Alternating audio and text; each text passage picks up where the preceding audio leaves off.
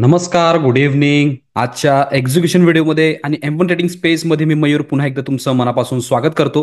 आजच्या आपल्या व्हिडिओमध्ये आपण पुन्हा एकदा बघणार आहे की आपल्या M1च्या गोल्डन सेटअप अकॉर्डिंग आज आपण कुठे ट्रेड एक्झिक्यूट केले, कोणत्या लेवल त्याला एक्झिक्यूट केलेलं आहे, कोणत्या लेवल त्याला बुक केलं, लाईव्ह मार्केटमध्ये आपली काय सायकोलॉजी होती, कशा प्रकारे आपण आज ट्रेड मॅनेज केले, सर्व काही आपण डिटेलमध्ये या अपडेट व्हिडिओमध्ये बघणार आहे. तर इथे तुम्हाला दिसत असेल ऑर्डर बुकमध्ये की आज आपल्या दोन एंट्रीज झालेल्या आहेत. एक बँक निफ्टीमध्ये आहे आणि एक निफ्टीमध्ये आहे. दोन्ही साईड जे आहे ते आपण पुट साईडने एंट्री घेतलेली आहे, म्हणजे की मार्केट जेव्हा पडत होतं तेव्हा आपण आज एंट्री घेतलेली आहे. आणि हा जो अकाउंट आहे हा आपला ऑप्शनचा बाईंग अकाउंट आहे. ओके, ह्यामध्ये आपण चॅलेंज चालवतोय ऑप्शन बाईंगचं. तर इथे तुम्हाला त्या अकॉर्डिंगच ऑप्शन बाईंगमध्ये पुट साईडने एंट्री दिसत असेल. तर मी ज्या प्रकारे बोललो की निफ्टी आणि बँक निफ्टीमध्ये एक एक ट्रेड झालेला आहे, तर फर्स्ट ट्रेड जो आहे तो आपला निफ्टीमध्ये आहे, त्यानंतर आपण बँक निफ्टी पण एक्झिट केलेला आहे.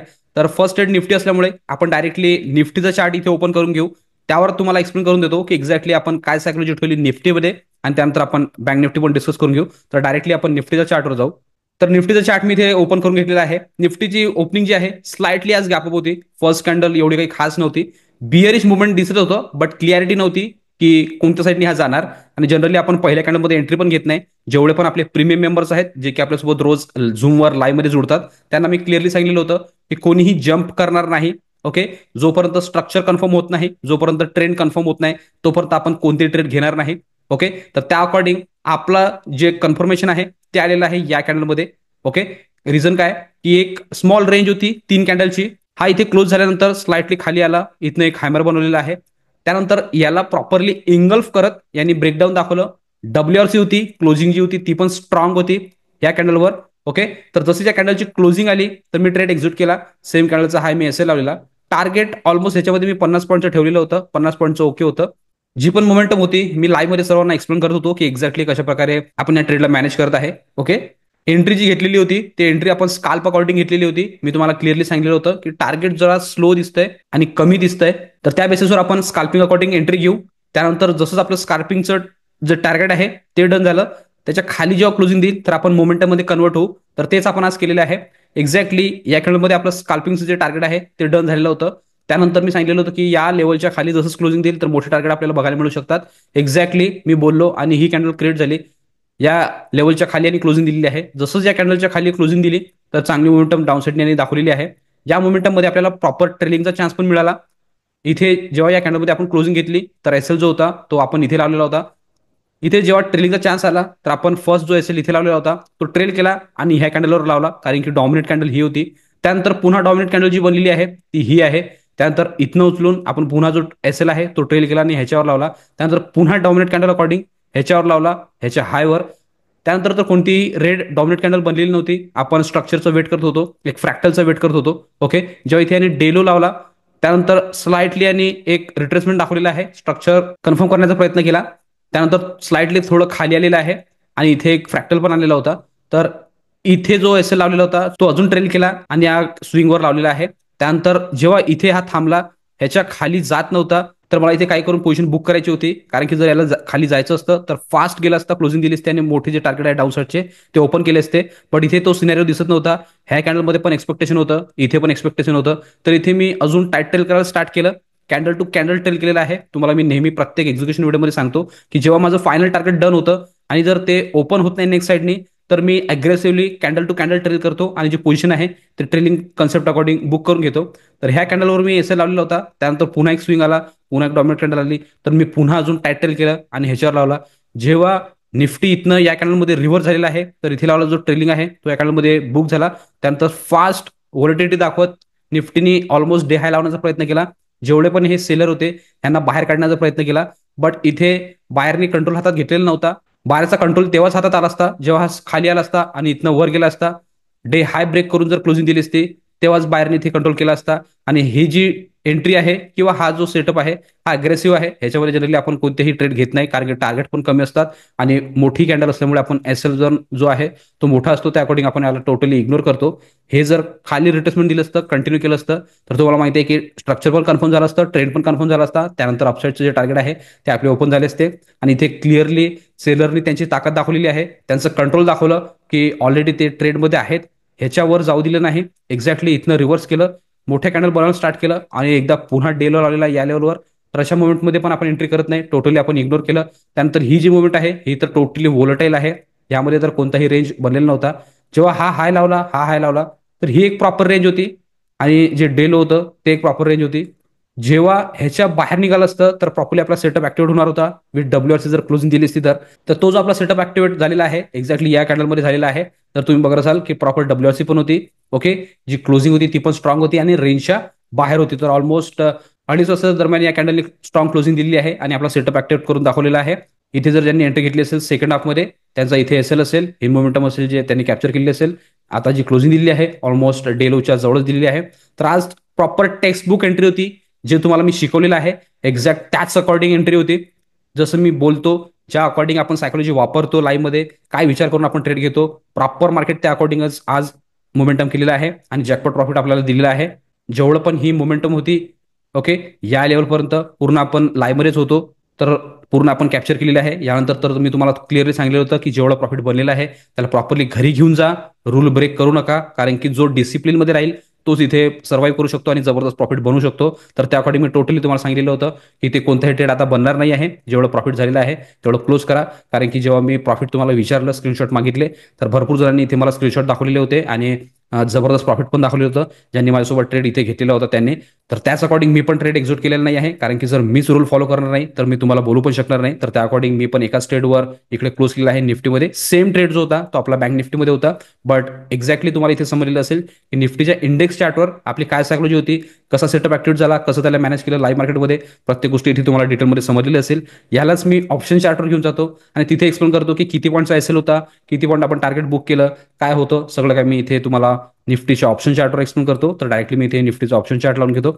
ओके, तर निफ्टीचा ऑप्शन चार्ट इथे लावून घेतला आहे. एक्झॅक्टली जर तुम्ही बघाल तर प्रॉपरली ऑप्शन बाईंग असल्यामुळे आपण 23,400चा पी इथे वायकलेला होता एक्झॅक्टली या कॅनलमध्ये. कारण की आपला जो ब्रेकडाऊन ट्रेड होता तो ह्या कॅनलमध्ये होता. तर ही कॅन्डल ऑलमोस्ट निफ्टीच्या ऑप्शन चार्टमध्ये ही कॅन्डल होती. ह्याच्या क्लोजिंगवर आपण ट्रेड एक्झिक्यूट केला. सेम कॅन्डलचा लो आपण एसएल लावलेला. हे जे मोमेंटम आहे हे टोटल आपण कॅप्चर केलं. त्यानंतर जे अकॉर्डिंग मी सांगितलं की ट्रेलिंग कन्सेप्ट आपला जो फायनल बुक झालेला आहे, जेव्हा हे खाली आलं वर गेलं त्यानंतर इथे ट्रेलिंग होती फायनल, त्यानंतर इथे होती. तर ह्या कॅन्डलमध्ये जेव्हा हा रिव्हर्स झालेला आहे तर इथे लावला जो ट्रेलिंग आहे तो बुक झाला. त्यानंतर चांगलीच वॉलिटिलिटी क्रिएट केली आहे. पुन्हा वर गेलं, खाली गेलं, झिगझॅग केलं आहे. त्यानंतर पुन्हा इथे एक सेटअप मी सांगितलं की ऍक्टिव्ह झालेला होता बट आपण एक्झिक्यूट केलेला नाही आहे. हे मोमेंटम दिलं आणि आता जी क्लोजिंग दिली आहे ऑलमोस्ट डे ह्याच्या जवळच दिलेली आहे. तर ह्याच्यामध्ये किती पॉईंट आपण कॅप्चर करू शकलो असतो ते पण आपण बघून घेऊ. तर इथे जर आपण कॅल्क्युलेट करू तर या लेवलपासनं या लेवलपर्यंत ऑलमोस्ट 160 पॉईंटच्या जवळपास आपले कॅरी झालेले होते. त्यानंतर आपण जे बुक केलेलं आहे ऑलमोस्ट या लेवलवर तर ते एक्झॅक्टली झालेलं आहे 127 पर्यंत. ओके, तर 125-130 पॉईंटच्या जवळपास आपण इथे बुक केलेलं आहे. एक्झॅक्टली माझी जी एंट्री होती प्रॉपरली इथे मी मार्क करून ठेवलेली आहे. तुम्हाला दिसत असेल की 163 आणि 290 जवळपास, तर 120-125 पॉईंटच्या जवळपास आपण इथे बुक केलेलं आहे. तर इथे तुम्हाला निफ्टीच्या इंडेक्स चार्टवर आणि निफ्टीच्या ऑप्शन चार्टवर दोघांवर पण समजलेलं असेल की लाईव्ह मार्केटमध्ये आपल्या सेटअप अकॉर्डिंग आपण याला कसं मॅनेज केलं. पुन्हा एकदा आपण बँक निफ्टीच्या चार्टवर जाऊ, तिथे पण तुम्हाला एक्सप्लेन करून देतो की एक्झॅक्टली लाईव्ह मार्केटमध्ये आपली तिथे काय सायकोलॉजी होती. तर डायरेक्टली मी इथे बँक निफ्टीचा चार्ट ओपन करून घेतो. तर बँक निफ्टीचा चार्ट मी इथे ओपन करून घेतलेला आहे. निफ्टी अकॉर्डिंग बँक निफ्टीची पण जी ओपनिंग होती ती स्लाइटली गॅप अप होती. ह्याच्यामध्ये पण याने डायरेक्शन दाखवलं होतं की हा डाऊन साईडने जाऊ शकतो. निफ्टीपेक्षा बँक निफ्टीचं डायरेक्शन जरा क्लिअर दिसत होतं कारण की जी कॅन्डल होती ती स्ट्रॉंग होती, डायरेक्शन कन्फर्म होतं. बट मी सांगितलं की अग्रेसिव्हली आपण प्ले करत नाही, पहिल्या कॅन्डलमध्ये आपण एंट्री घेत नाही. तर ह्यामध्ये पण आपण कोणती एंट्री घेतलेली नाही आहे.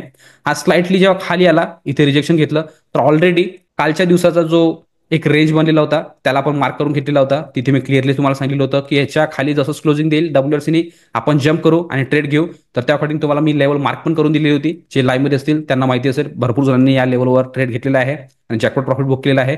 तर या लेवलच्या खाली जी क्लोजिंग आलेली आहे ती या कॅनलमध्ये आलेली आहे. जशी ज्या कॅनलची क्लोजिंग आली आपण ट्रेड एक्झिक्यूट केला. सेम कॅनलचा हा आपण एसएल लावलेला होता. ओके, हा स्लाइटली इथे थांबला. त्यानंतर ह्याने जे डायरेक्शन दाखवलेलं आहे आणि म्हणजे की समोरचे टार्गेट जे ओपन केलेलं आहे ते केलेलं आहे ह्या कॅनलमध्ये. एक्झॅक्टली या लेवलच्या खाली क्लोजिंग दिली, डब्ल्यूआरसी होती. तर इथे आपल्याला ट्रेलिंगचा चान्स मिळाला. जो एसएल आपण इथे लावलेला होता तो उचलला आणि ह्याच्यावर लावला. त्यानंतर पुन्हा जेव्हा ट्रेलिंगचा चान्स मिळाला या कॅनलमध्ये मग इथे लावला आणि हे टोटल मोमेंटम आपण पूर्ण कॅप्चर केलेली आहे. ओके, तर ह्याच्यानंतर जे फायनल होतं ते इथे होतं कारण की स्ट्रॉंग डॉमिनेट कॅनल दिसत होती, 100% डब्ल्यूआरसी होती.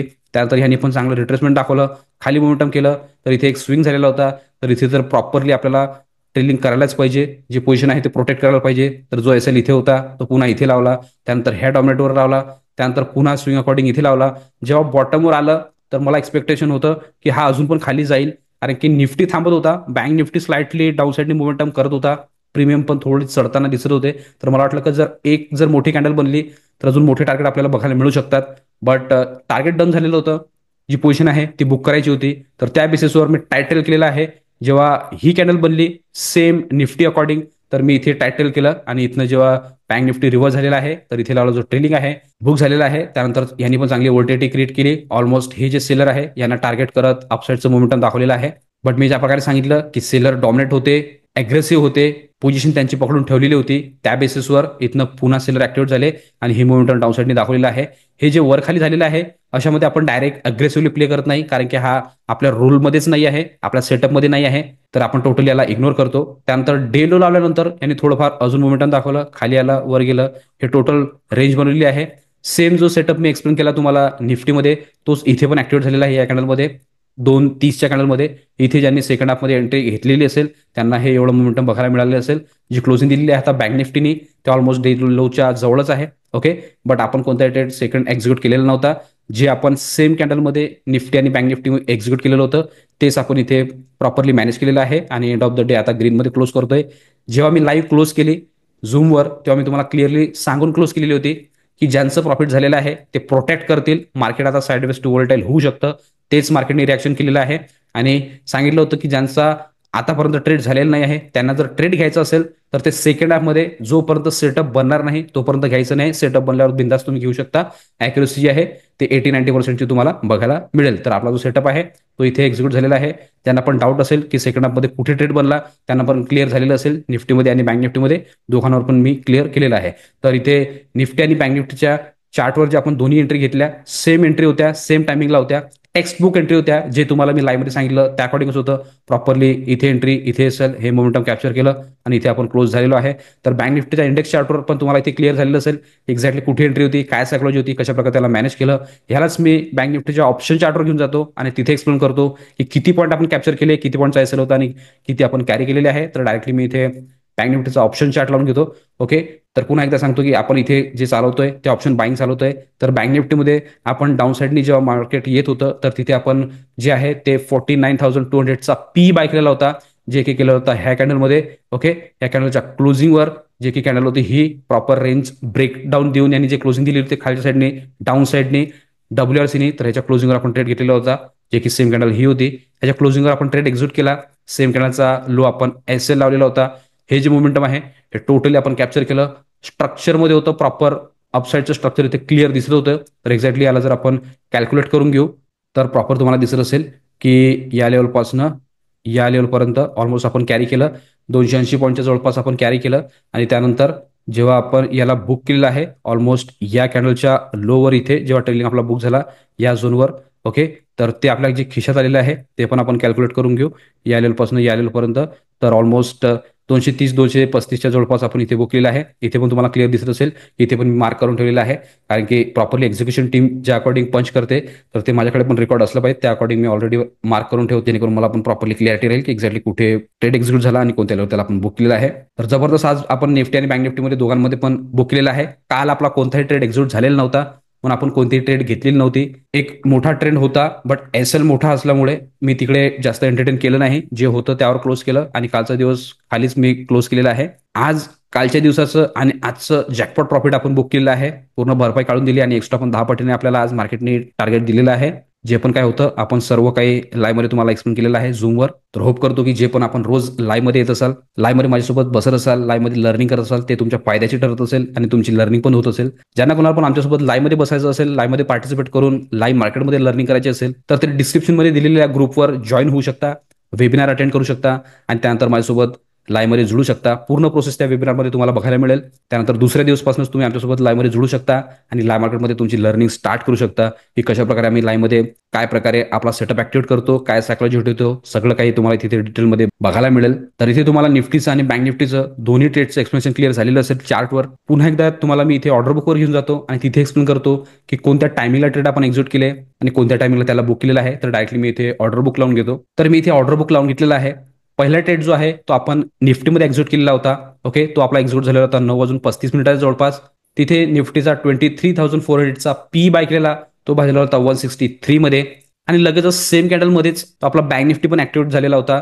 तर तो पण आपण सेम अकॉर्डिंगच एक्झिक्यूट केलेला आहे 9:35 जवळपास. ऑलमोस्ट 5-6 सेकंडचा इथे डिले असेल, बट सेमच कॅन्डलमध्ये होता. तर तो पण तुम्हाला इथे दिसत असेल 9:35.